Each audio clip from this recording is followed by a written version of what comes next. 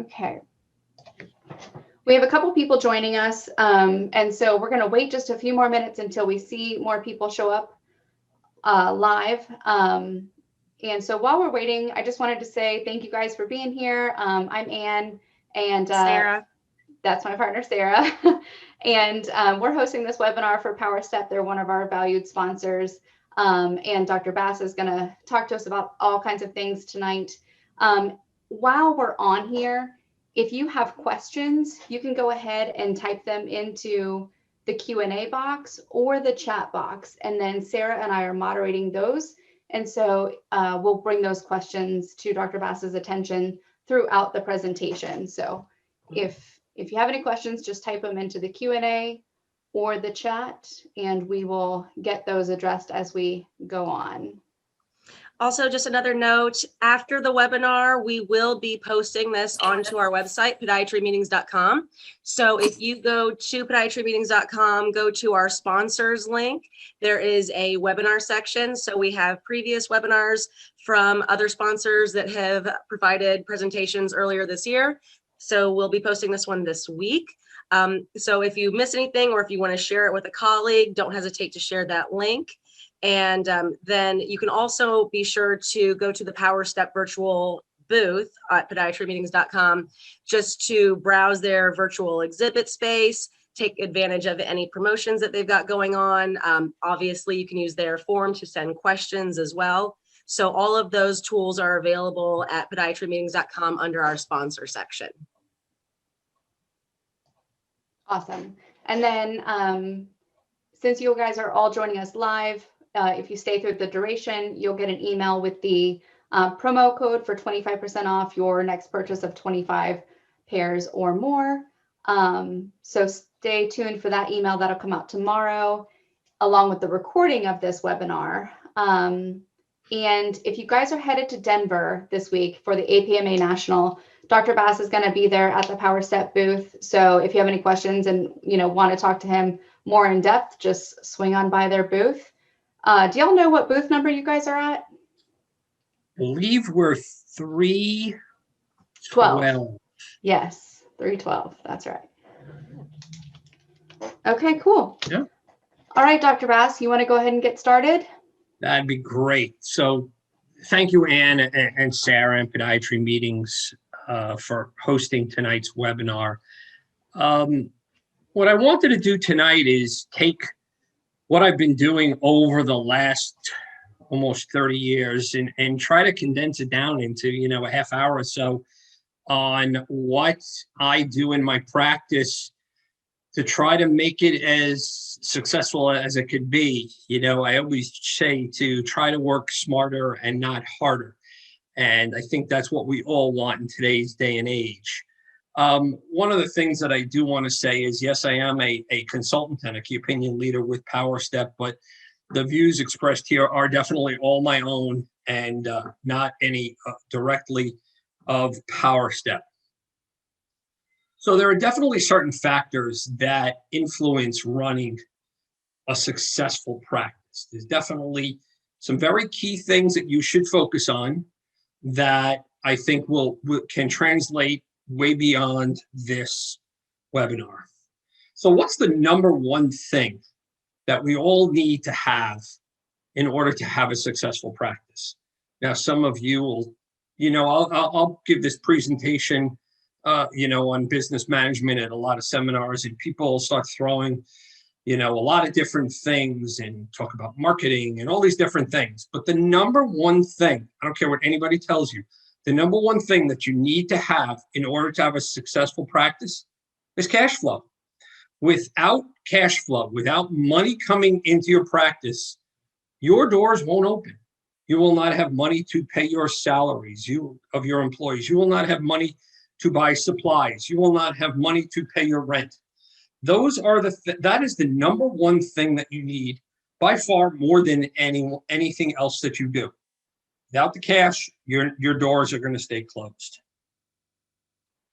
So what's next? So we've got the cash.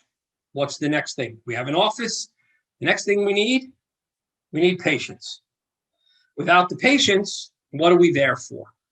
So We can now start treating our patients. But what's the one thing that we also have to think about? Well, after participating on your insurance panels and getting referrals, how else do you get your patients?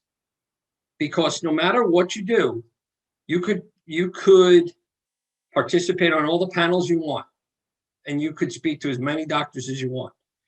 But if you practice in a place like I do in central New Jersey, where if you take a 5-mile radius around my office and you hit 25 podiatrists, how am I going to stand out on these insurance panels and these referrals from physicians to get those patients into my office? Well, it's all about your reputation.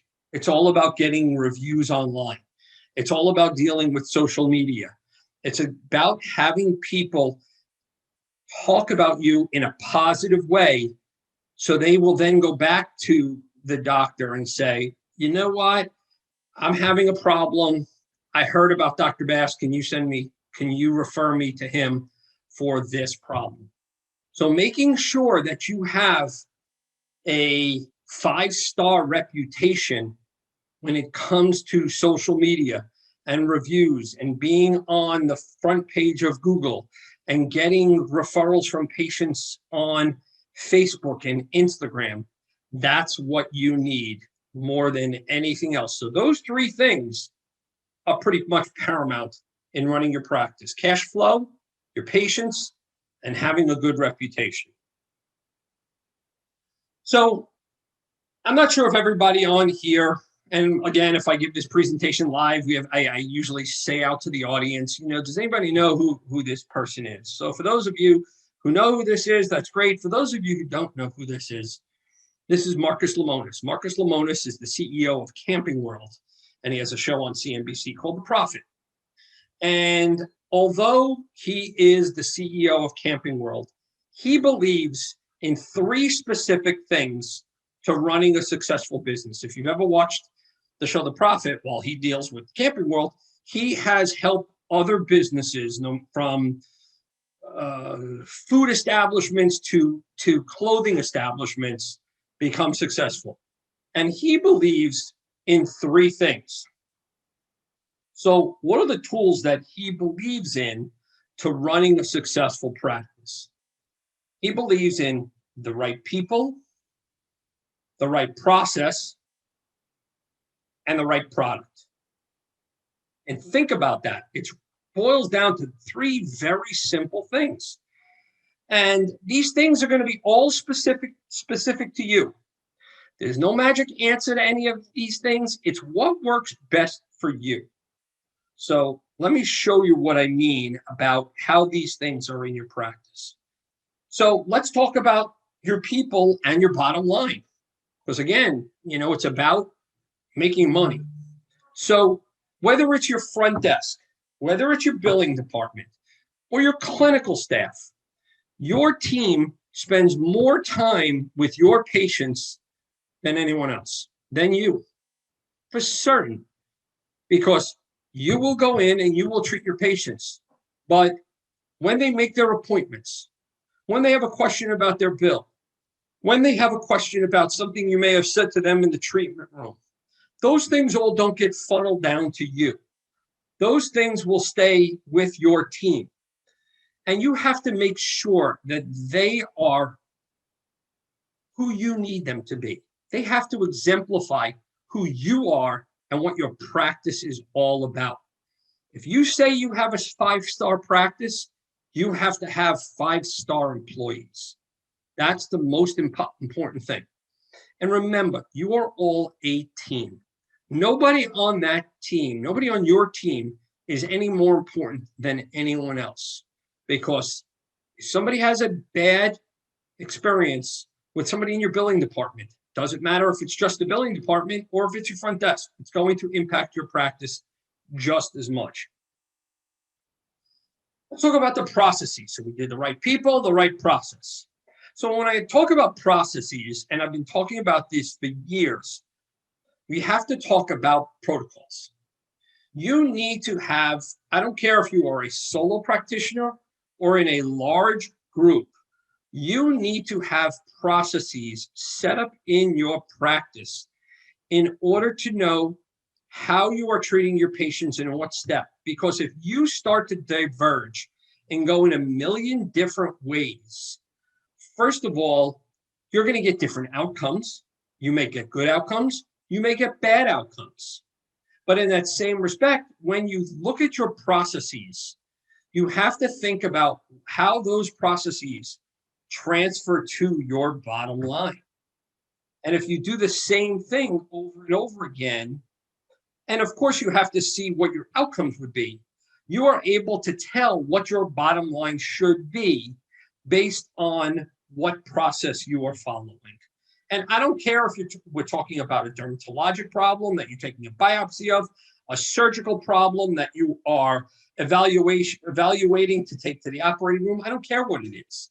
You should follow processes and evaluate those processes on a regular basis to make sure that they are effective in your practice. So your people and your process can affect your reputation and thereby your bottom line. If either one of these is faulty, they're going to affect the health, the financial health of your practice. That's why it is so important to review them periodically. You should be reviewing your processes, and you should interact with your colleagues to make sure if your process is effective. You should review and talk with your team about how they're doing and how they're interacting with your patients, because that is the face of your practice and is going to affect your bottom line. I don't care what anybody tells you. This is what is vital to your practice. So let's now go beyond the people, the process, and now let's talk, we're going to get into talking about product, okay? So does something that helps your practice, that's something that helps to improve your practice, cost you anything? That sounds funny to say. Well, yeah, I'm going to buy something because I need it in my office, and of course it's going to cost me money. I'm going to pay dollars, and I'm going to get something back. But if you think about something that's going to help improve your practice, that thing never costs you anything. And let me explain what I mean by that. So what's the difference between your cost and an investment? Well, if you think about cost, you don't get any return on the investment, okay? If you're buying something that doesn't show any return on your investment, that's strictly a cost. And I speak often to one of my colleagues who studied, microeconomics after becoming a podiatrist and getting a master's in business, and he says the same thing. But if you think about something that you make an investment in, that would have a positive return on investment for your practice. So think about when you're buying something, almost anything that helps to improve your practice or help your practice never costs you anything if it ultimately pays itself off. So let's think about products that you bought for your practice and your bottom line. Let's think about your electronic health records program for a second. Now, yes, we pay a monthly fee to utilize them, but what are some of the things that it does to help improve your practice? Patient scheduling. Maybe your EHR can work with an online service that allows patients to make their appointment online, and they don't even have to call your office. Again, it helps to improve your practice. You're not wasting time doing things like that in your office. Think about your EHR interacting with confirming appointments in the digital world, okay? Letting the EHR or something that might be added onto your EHR be something that calls or texts your patient, and your front office or your scheduling office doesn't have to pick up the phone to make these phone calls anymore. Think about what your EHR does for patient communication, sending patients information when it comes to, procedures that you've done, information, whatever it might be, instructions on how to take care of something post-operatively. That's what your EHR does. Patients can upload information. Let's say patients want to make an appointment and they're a new patient to your practice. Your EHR should be able to accept information that somebody can log in, or patients can log in. They can enter their information. It gets directly uploaded into your EHR. That's going to help improve your practice because people are not manually entering information. Can your EHR take online patient payments? Again, another thing that, number one, patients like to be able to do that. And the second, patients don't have to call you with a credit card. They don't want to send it through the mail. They want to pay online, but they don't have to pick up the phone and call you. They could then just make that payment online. X-rays, okay? Digital X-rays. You get an immediate diagnosis for your patient. Patients are wowed by digital X-ray. I know I'll tell you in my practice, when I click the button and 4 seconds later, the image comes up on the screen and shows right to the patient. They love to see what's going on. You suspect a fracture, you're going to get a confirmation of that diagnosis right away. I can't tell you, there are still some of our colleagues that do not have X-rays in their office anymore and give patients a prescription to go out and take an X-ray elsewhere. Well, what happens if you suspect a fracture? Well, you're going to treat the fracture before you send them out. You're confirming it. What happens if they had the fracture and you didn't treat it and you sent them out with it? Could be very problematic. From a patient experience, I will tell you that patients appreciate not having to pay 2 copays. You send that patient to, an X-ray, an offsite X-ray facility, they're going to pay another copay. A lot of times, let's be honest, these copays are now $50, $60, $70. For the first time in my career, just Thursday, last week, I saw somebody come in with an $80 copay. $80. That's incredible. So don't force your patients to have another copay. Think about investing in your practice and having that digital X-ray in your office. Your website. Again, patient information can be, that patients can get right from your website. You want to make your website easy to navigate so your patients have a good experience navigating through there. You want them to be able to communicate with your patient, with your practice. You want them to be able to send appointment requests. That's huge. Patients don't want to pick up the phone anymore either. They could be on the, and they should also be mobile friendly. So if somebody is, riding on the bus and they want to not disturb anybody, you want to be able to send an appointment request right from your website. You want them to also, whether it's on your EHR or your website, you want to be able to take online payments. So these are things that you have to remember for your website. Let's talk about ancillary equipment and services, okay? What are the things that you have in your practice that is not, quote unquote, not covered by their insurance? So let's talk about over-the-counter orthotics. That's one thing that you have in your practice that somebody may need that you will invest in, but is not a cost to your practice. These are things that you bought that help your bottom line. Something like there's a new device out called Swift for the treatment of plantar verruca. If you have enough patients that you treat plantar verruca in your practice, that might be something you want to think about investing in your practice. I've had it and I get very good results with it. Laser therapy, whether it's for pain or whether it's laser therapy for nail fungus, whatever that might be. These are things that you will invest in your practice that you're looking at to increase your bottom line. Because if you're going to invest in it, the one thing that you should be doing for any piece of capital equipment that you want to buy.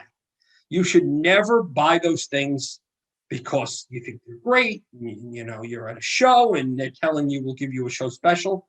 You need to go back to your practice and run reports to know whether or not that you have the patient base to know whether or not you should invest in this piece of capital equipment. Physical therapy. Do you send out enough patients that require physical therapy? That might be something you want to have in your office, if you can, in your state, whatever that might be. Whether it's over-the-counter orthotics, or whether it's different types of shoes or sneakers or slippers or sandals. These are things that you should think about having in your practice because they will, without a doubt, increase your bottom line. Topicals. How many times have we all heard throughout our career that, you know, there's nothing wrong with dispensing topicals? Look at dermatologists and how much they sell in their practices. Why send patients out for something? Patients love the fact that they could come in and not have to first run to the pharmacy and pick up something if you have it right there in your practice. So things like this ancillary equipment and services are things that will be able to increase your bottom line and be able to be something that you've invested in as long as you make sure that the patients you have who need it are there. So it's important to remember that patients come to see you with a problem that they need help with, okay? And when it comes to ancillary services, something that's not covered by their insurance, it's important about how you communicate with your patients. And that's the most vital part, because if these things aren't covered by insurance, you have to communicate with them in such a way that they have to think that these services or products are an investment in their own foot health. Think about it. They have to invest money, maybe time, in their own foot health if it's something that's not covered by insurance. And I tell my patients all the time, I get it. I tell patients, I'm a consumer as well. I have health insurance as well. And I understand if a physician would say to me that you have to pay for something out of pocket, if this will help me, then I think about it as an investment in my health more than anything else. So let's tailor to this talk tonight as to why we're really here. So, you know, I want to thank Powerstep again for this, but let's talk about, again, the business of patients who have plantar fasciitis and have heel spurs. We've all had these patients. And I don't care who you are and where you practice or what you do, most of our patients are successfully treated with many different types of treatment. I don't care who you are. You know, I will tell you that greater than 90% of all patients who have heel spurs and plantar fasciitis get better with treatment. But what does this all come down to? What does this patient type come down to? It comes down to biomechanics. But more important than biomechanics, it comes down to letting patients lead an active, pain-free lifestyle. I will tell you that the one thing I tell my patients more than anything else is I have to fit into your life. Meaning, if you have pain and I say, you know, stop doing something that you like, well, of course, things are going to probably start to feel better. But I have to tell them that I have to say, okay, you want to walk the golf course 5 days a week, and you're having pain. I have to do what I need to do in order to allow you to do what you like to do pain-free. Really, that's what it comes down to. Talk a little bit about functional foot orthotics versus prefabricated. So which do you choose and why? Well, I can't tell you that. That is a clinical decision that you need to make for your patients and your practice. Now, is one better for your patient? Do you always need a real rigid functional foot orthotic? Again, that's a decision that you need to make based on your clinical interaction with your patients. but you have to take a step back and think, what is best for your patients? So let's talk a little bit about a typical patient interaction. So I come in and I examine my patient, and we're talking about them having heel pain. And I say to them, you need to use orthotics to treat your problem. And then I will explain to them what orthotics are and why a patient needs them. So, it's funny, I've heard stories all the time when, you if you don't explain to your patients, and we all treat patients who are diabetic and who get wounds and get ulcers, and you'll say the word ulcer, and you'll walk out, and your clinical staff might walk in and say, why is the doctor talking to me about, an ulcer? I don't have a problem with my stomach. So again, when it comes to orthotics, we use that term, it trips off our tongue. It's always good, when you talk about orthotics, explain what they are. Maybe have an orthotic in your treatment room, have a sample there, so you could explain to them what they are, and maybe correlate what an orthotic is to something else. Like I've heard one of our colleagues always refer to orthotics like glasses. Orthotics for your feet are like eyeglasses to your eyes. They're helping correct the problem. So the patient says, okay, so what do we need to do? I'll say your condition is, if this is a new patient, I'll say your condition has not progressed to the point where custom orthotics are needed, which might have a large out-of-pocket expense for you. We should first utilize what's the best quality prefabricated orthotic first.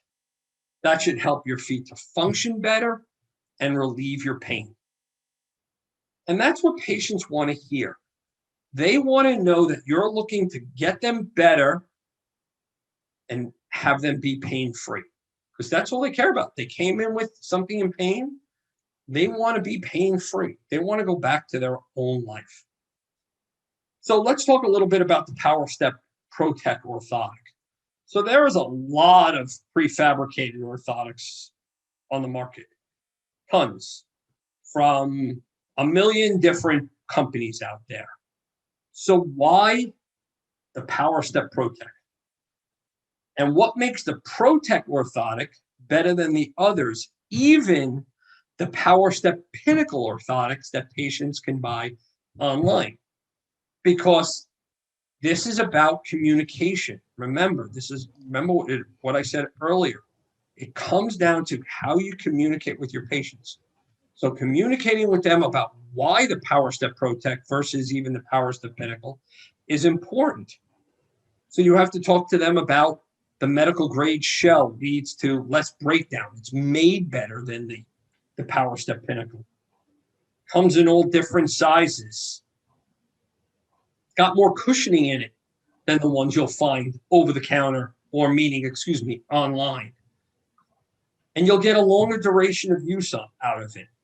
It's about explaining to your patients why they need this orthotic more than they need to just be able to buy another orthotic online. Because how many of us have all experienced when patients, have come in and said, oh, look at my sneaker, I bought an arch support, and you look inside your shoe and it is just, a flimsy piece of garbage. So you have to make sure they understand what an orthotic is and why they need to use the one that you are recommending to them. So what are the patient benefits of using the Powerstep Protech? So again, more than anything else, it's effective in relieving and preventing pain. Treats the problem, not the symptoms. Remember what we talked about earlier? It treats the biomechanics of the problem and not just the pain. Treat the biomechanics, which will relieve the pain. When it comes to the cost, they think it's costing them something. Well, yes, it is going to cost. They have to pay for something, and it's going to be less than the custom orthotics. And it can provide immediate relief with no wait time if this is something that you have right in your practice and can dispense to those patients. and it's comfortable to wear for greater patient compliance. Because how many times have we dispensed orthotics to patients and they don't use them? Why? Because they're uncomfortable. I've said to patients more times than not, I'm not going to talk to you about orthotics if they're going to sit in your closet, because that's not going to do anybody any good. So what are the physician benefits of using the Powerstep Protech? They are only available through doctors. You cannot purchase them elsewhere. Powerstep will not sell this brand, this level of orthotic, the Protech, anywhere else but through physicians. It's convenient to dispense off your shelf. You can have them right in your office. It saves time. You don't have to mold or scan. Yes, they are based right on a shoe size. This will increase your revenue. This is a cash, non-covered service that somebody is going to use, somebody is going to purchase from you. Remember one thing, it leaves open the opportunity to progress the custom orthotics if needed. What I tell all my patients is using the Protech orthotic will be the best thing for you to use at this point. But if you feel like you get to a point where, wow, this has really helped me, but I wish I had a little bit more support, a little bit more in the ER, a little bit more here, a little more, that still leaves you the opportunity to go to a custom orthotic. And that's what I say to my patients. We can always move forward. Talk a little bit about the Powerstep sandals or the slides and the slippers. So why should you dispense or recommend these? So what I like about these orthotics or these sandals and slides and slippers is they have the orthotic support built right into the slipper or the sandal or the slide. One of the other reasons I dispense this, and I call it getting on the hamster wheel. So let's think about the patient who comes to you in the fall, and that patient who comes to you, or let's think about that same patient. Well, let's talk about this. The patient comes to you in the fall, and they have heel pain or plantar fasciitis, and they have some type of biomechanical problem. You get them better. They start wearing their orthotics. They're doing great. Whether you make them orthotics for their shoes or for their sneakers, they do great. And they get to the spring and the summertime, and they stop wearing those orthotics. And all of a sudden, they get pain. They have pain. And then and then it gets worse again. And now you got to start getting them better again come the fall.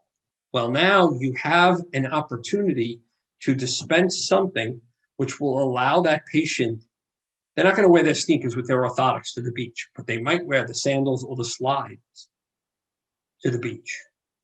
Think about patients who are in home. Think about what's going on now with COVID. You have patients who work from home now, who pre-COVID had this biomechanical problem. We're always in shoes or always in sneakers, and now they're not. They're walking around their house barefoot. They need something that's going to provide them some biomechanical support when they're not in those shoes and sneakers. Again, the beach, the warmer weather. I live 20 minutes from the Jersey Shore. Do I really expect my patients to wear their sneakers and their orthotics to the beach? Of course not. I have to have an opportunity. I have to have something for them to utilize so they don't have the entire summer months where they get worse, and now I have to start getting them better again in the fall. Think about going around and round in a circle. I don't need that. I want my patients to get better, and I want them to recommend me to someone else. So remember, there's other products that you can dispense. Remember, you're dispensing those products to your patients and explaining why they need them, even though they're purchasing them from you. They're making an investment in their foot health. You're dispensing them to the patient. The same goes for things like the night splint that Powerstep has. For those of you who don't dispense DME through Medicare, this is a great alternative to your patients who require it and you're unable to bill insurance. There are still, a lot of you out there who don't dispense durable medical equipment in your practice. If kids orthotics, kids' feet change so rapidly, and they might not need, if they don't need as much biomechanical control, this is a great alternative. Ankle braces or figure-8 ankle braces, these are things that you can either dispense and bill to insurance, can be something that you dispense and have patients pay out of pocket for. Whatever is you're comfortable with, these are things that Powerstep has at your disposal. Again, remember, you can do cash versus the insurance. Compression socks and sleeves. I will tell you, how many times have we, told patients, go to the surgical supply store and pick up, get those compression socks, 16 to 20 millimeters of mercury, knee high, closed toe, sleeves that runners need for shin splints. These are all things that Powerstep has that you can have in your armamentarium of things that you can use to get these patients better quickly. So there's two different ways that you can actually do this in your practice. You can have these things, they call it the Powerstep G.R.O.W program. You can dispense them in your office. You can stock it, whatever is best for you. So the margins are good. It increases revenue. That's all that matters. They help you market this as well. Or you can refer patients to online ordering. If you don't feel comfortable having stock in your practice, if you don't want to feel like you are, if you're still under the impression that you don't want to sell anything, you can refer them to the G.R.O.W program online. Patients get a discount and you actually receive revenue from every order that is done. The patient they log on, they get a specific code, gets them a discount, and you get revenue. So the Powerstep G.R.O.W program can work either way, whether having it in your practice or referring patients online.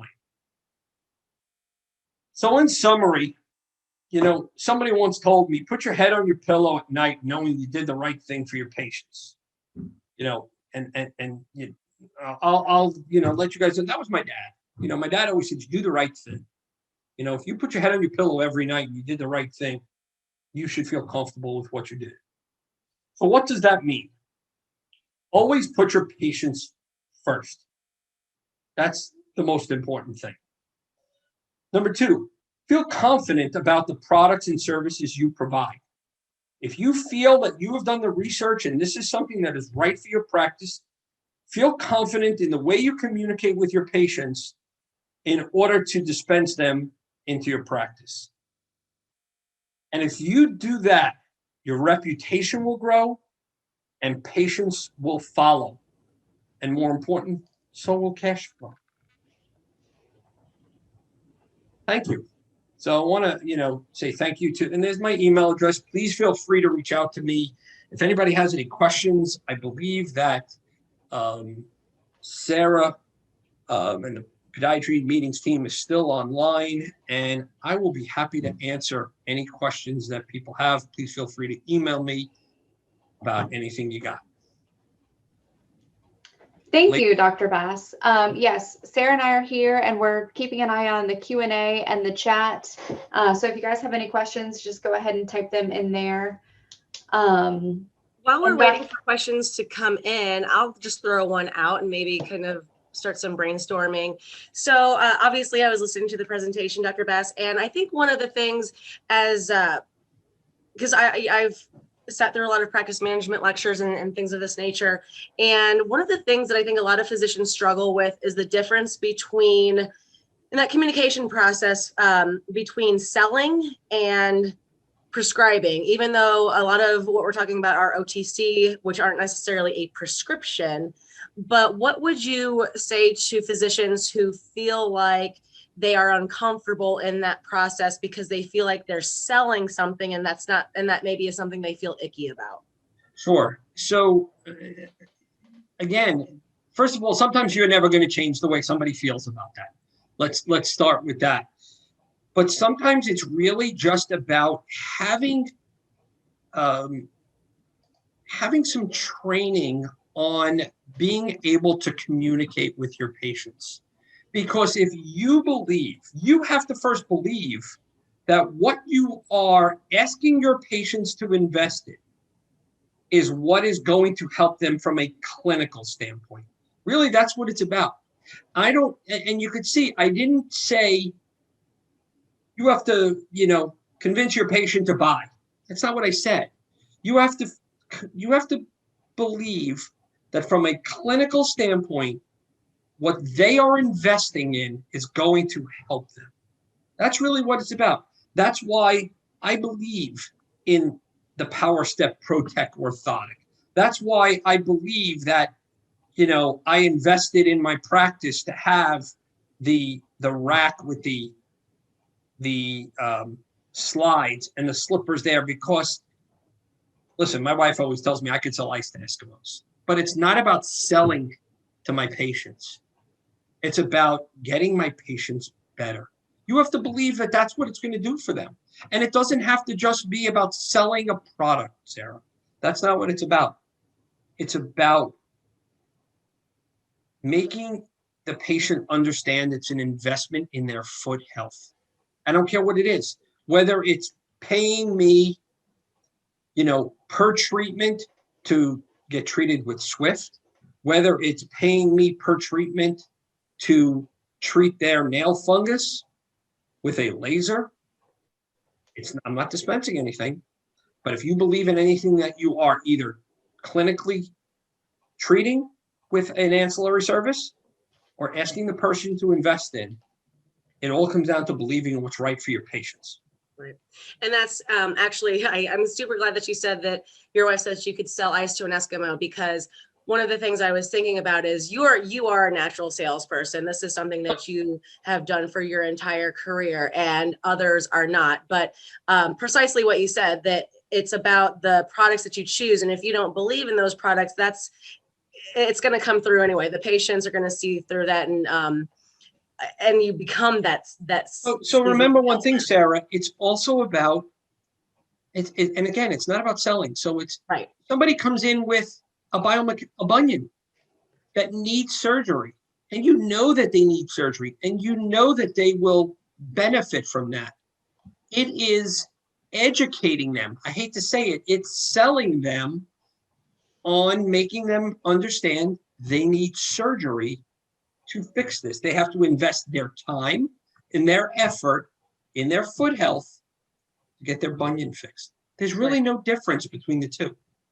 I agree. I think selling and marketing in the medical space, really, those words don't even actually apply. I don't feel it's really, like you said, just about education, but it takes that process. It takes the communication process to actually make a patient aware and to just use your words. A lot of physicians are just scared to talk.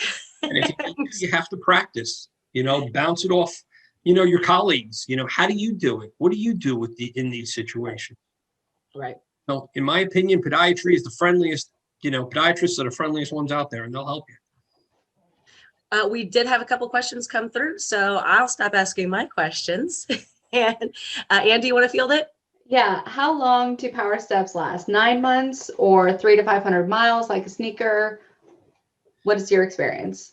So I will tell you that I've had patients, somewhere from 6 to 12 months on average use.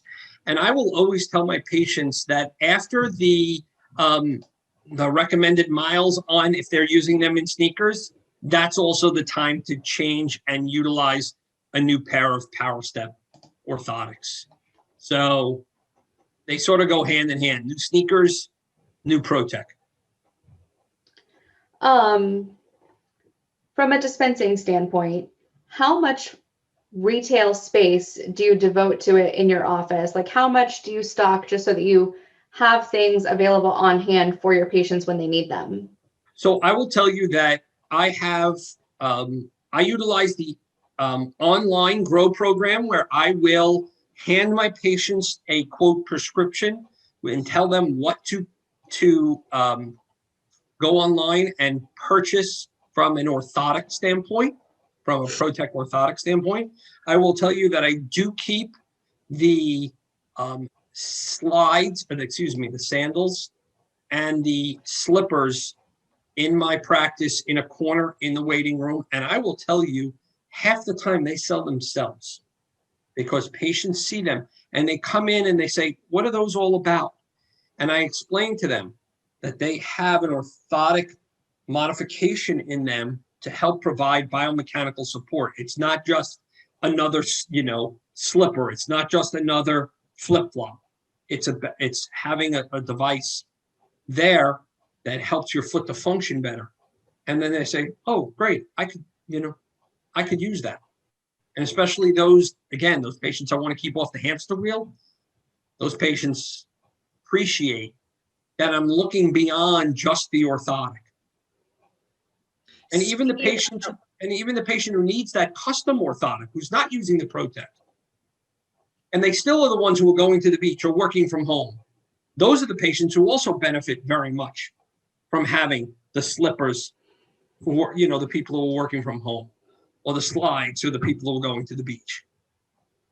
Go ahead, You Sarah. mentioned the G.R.O.W program. I just wanted to let everybody who's online know that if you go to the Powerstep sponsor page at podiatrymeetings.com under the downloads, it says dispensing program. There's I think it's a 4-page PDF on that program. So make sure to visit podiatrymeetings.com, go to the Powerstep booth page, scroll down to the downloads, and you'll see the G.R.O.W program right there.